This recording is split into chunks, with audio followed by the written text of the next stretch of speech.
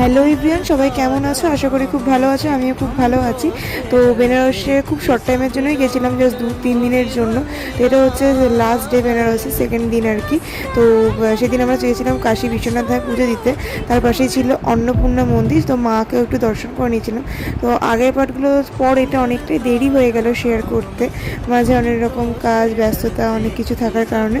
তো ফাইনালি তোমাদের সঙ্গে লাস্ট পার্টটা শেয়ার করছি। তো বাবা বিশ্বনাথ ধামে গেছিলাম।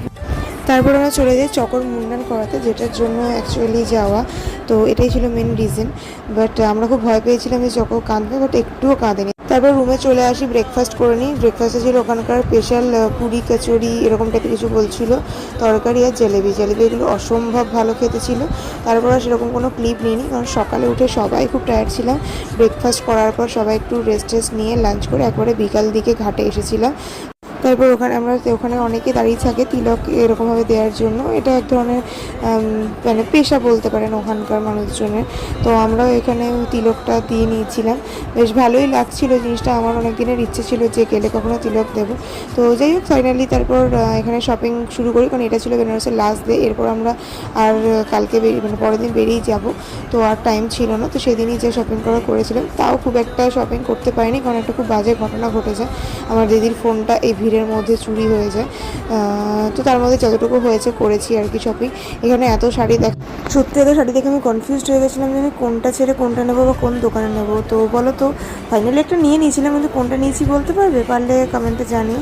তারপর রুমে চলে আসি। Dinner mixed veg noodles, mixed veg rice, আর তোমার মেন কোর্সে কিছু একটা ছিল, ভুলে গেছি। ক্লিপও নেওয়া নিয়ে ছিল বেনারসি পান। তারপর যেগুলো শপিং করে নিয়েছিলাম, এই ব্যাগগুলো বেনারসি কাপড়ের। আগেরটা আমার বোনের জন্য ছিল এই মিকি মাউস টাইপের ব্যাগটা।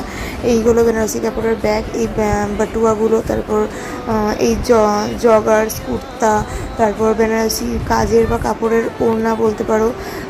তারপর ওখানকার যে মানে মহাদেবের রক্ষক আর কি, কালভৈরব, কাশী বিশ্বনাথ ধামের রক্ষক, তার একটা ওয়াল হ্যাঙ্গিং নিয়ে নিয়েছিলাম।